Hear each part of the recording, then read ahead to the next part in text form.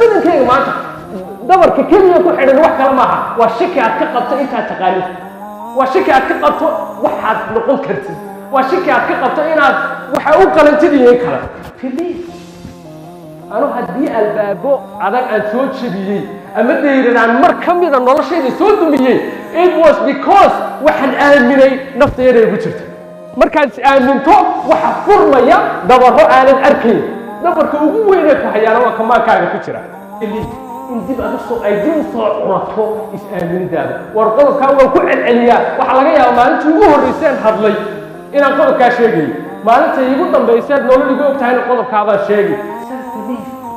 qof kastoo wax noqdo halkan fadhiya ama qof kastoo taqaanida adduunyada jooga wax noqday wuxuu wax ku noqday because wuxuu u maleeyay inuu qaban karo talaabo uu qaaday tu kaluu ku daray aaminaadiisi waxay sababtay inuu natiijooyin macno la keeno wuuna noqday